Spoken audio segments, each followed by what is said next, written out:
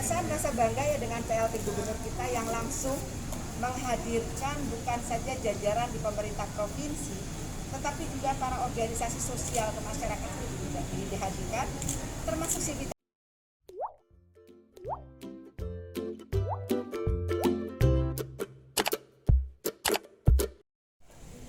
Boleh. Kelihatan gantengnya ya? Saya juga baru sadar kalau ganteng ternyata. Soalnya lagunya cuma satu orang gitu. Langsung ketawa Pak Ustaz. Kalah ya. Kita memang harus melihat dulu yang di depan. Kalau kita di depan nanti takut sendiri selalu noleh-noleh. Baik, pertama bismillah, assalamualaikum warahmatullahi wabarakatuh. Selamat pagi dan salam sejahtera untuk kita semua. Tentu yang pertama-tama yang kita hormati, kita banggakan bersama Ketua Komite 3 DPD RI Ibu Prof. Dr. Hanja Silviana Murni. Ini sering kebijakan-kebijakan ketika kita membuat usulan ataupun program dan sebagainya akan lebih tepat sasaran ketika kita sudah dapat di lapangannya bagaimana. Makanya tentu KD saya dan sebagainya nanti ke depan kita tentu mengarahkan, mungkin nanti ada beberapa hari di kota dan harus turun ke lapangan untuk melihat, paling tidak lebih banyak untuk melihat kegiatan-kegiatan dan apa dampak yang dikerjakan setelah kita melakukan intervensi. Alhamdulillah di Sulawesi Selatan sendiri ini sebenarnya saya juga kemarin waktu diskusi-diskusi dengan beliau, dengan Pak Profesor Jimli Asidik terkait bagaimana tentu kita mendorong penguatan daripada DPD. Bahkan kemarin kita mendorong bagaimana ada komunikasi intens dengan daerah, DPRD-nya dan DPD dalam rangka untuk memiliki wadah dan kemudian segala bentuk masukan-masukan yang perlu kita bahasakan. Di sini sendiri ada wilayah-wilayah yang tentu termasuk wilayah-wilayah masalah yang mempersoalkan tentang bagaimana mengaspirasikan tentang perimbangan dalam pembangunan, pemerataan berkeadilan dalam membangun. Kami sendiri di Sulawesi Selatan ini ada 300-an pulau. 300 pulau itu sekitar 200-an adalah berpenghuni.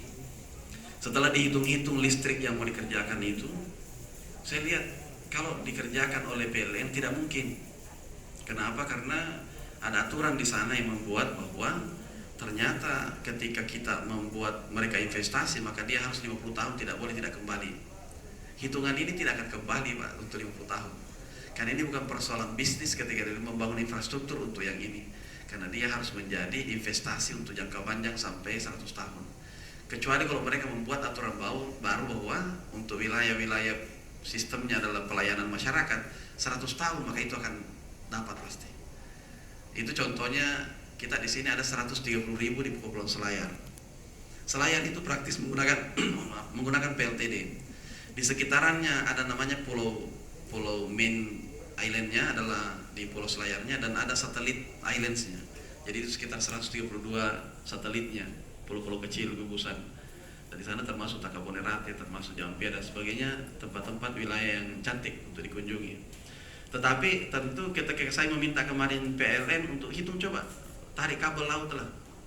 Tarik kabel laut, karena tidak mungkin kabel atas. Kalau kabel atas kejauhan, dia membutuhkan, kalau misalnya kita mau bikin sekalian jembatan kayak Suramadu, hitung-hitung kemarin mungkin sekitar plus minus 8 triliun. Menurut hitungan saya, dengan mengkonversi hitungan jarak saja dengan Suramadu. Saya kan praktis kalau menghitung. Perbandingan interpolasi saja yang sudah ada lah. Nah, Suramadu yang kita hitung, dia mungkin 10 minus, dengan safety 2 triliun, mungkin sekitar 10 triliun. Karena di sana agak kencang ininya kan. Kemudian yang telah dihitung untuk kabel lautnya sekitar 1,6 triliun. Tapi saya bilang bahwa ini adalah investasi. Gugusan yang ada sekitar wilayah baratnya, mulai dari Makassar, Takalar, dan Bosowasi, Minasata, sekitar kota, itu ada pulau-pulau juga. Itu sekitar 600-an miliar. Untuk wilayah memang ini penguatan bahwa mereka membutuhkan listrik stabil. Karena kalau menggunakan genset-genset dan sebagainya itu akan tidak stabil.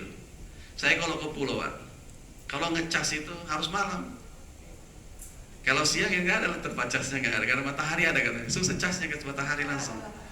Jadi dicasnya kalau malam. Makanya sebenarnya kami ini program, kami buatkanlah, kami bekerja dengan kemampuan kami. Kami sekarang memprogramkan untuk menginstal kabel laut itu untuk satu pulau kami coba yang paling terdekat dari yang terdekat itu 0,7 km. Dan kami begitu mau install, anggarannya sudah ada tahun ini sebenarnya memasang. Tapi karena perizinannya 11 perizinan yang dibutuhkan, maka kami bilang oke. Bisa hadir dalam acara ini. Ternyata beliau menyampaikan bahwa sudah ada agenda yang sudah terjadwal jam 9 pagi. Apa bisa diajukan lebih pagi ke jam 8? Nah, saya coba cek ke sekretariat, ternyata Bu Ketua baru terbang dari Jakarta pagi-pagi.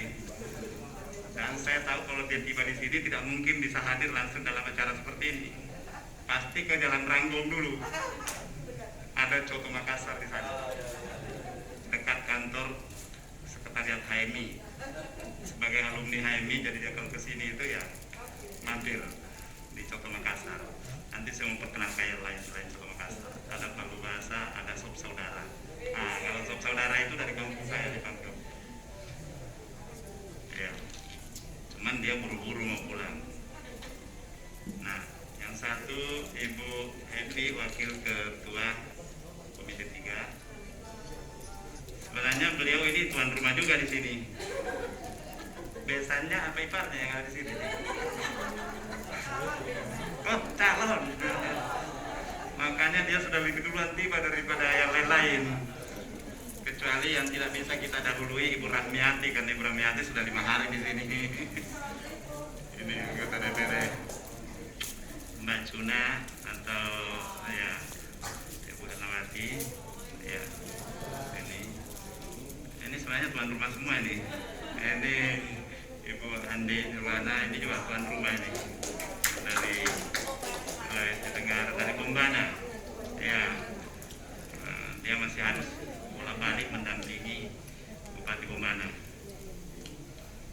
Pak Iskandar Lopak, ya tuan rumah juga. Jadi siapa yang perlu diperkenalkan dan siapa yang memperkenalkan ini nggak tahu kalau gini. Ini orangnya sudah terkenal semua di sini nih.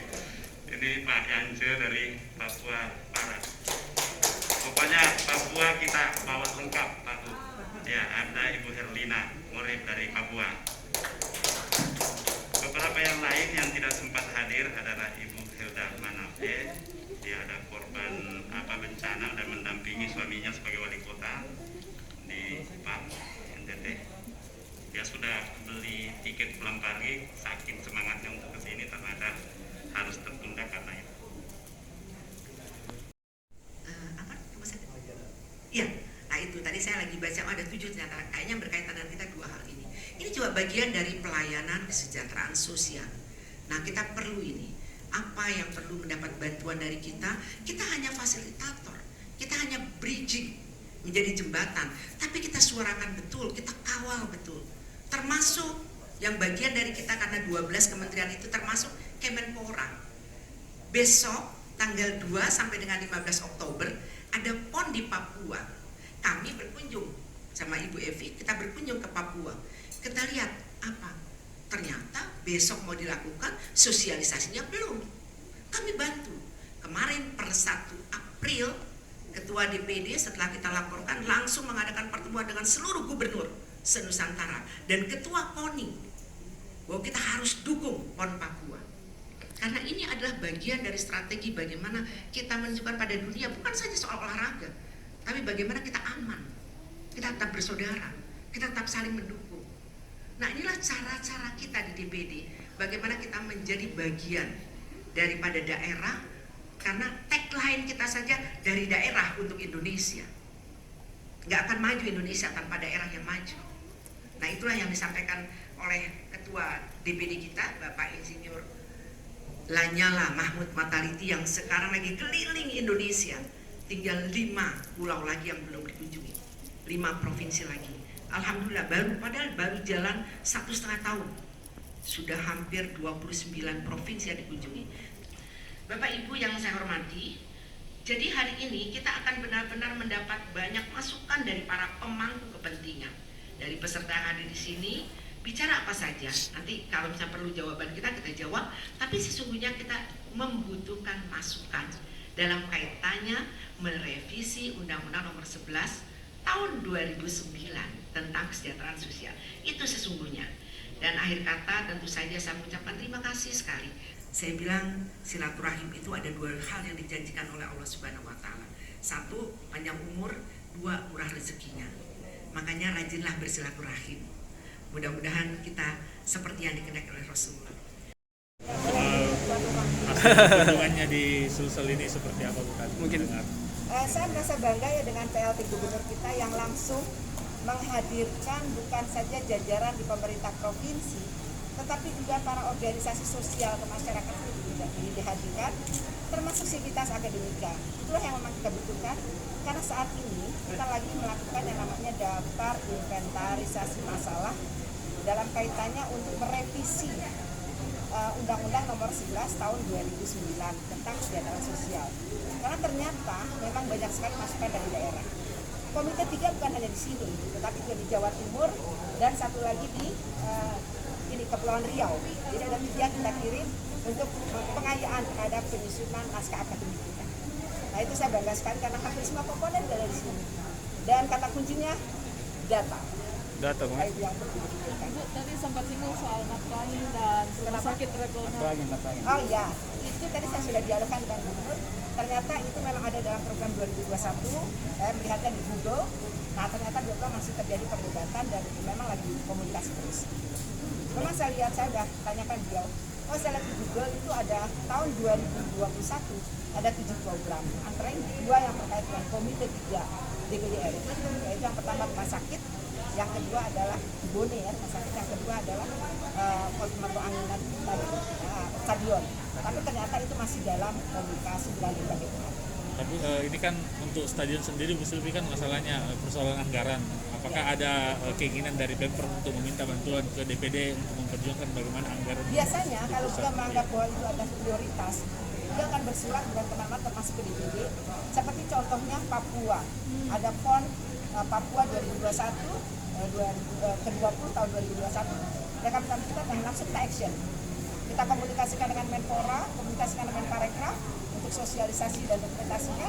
Kemudian kita lakukan rapat dengan seluruh gubernur 34 provinsi dan ketua KONU. Alhamdulillah sekarang sudah bergerak.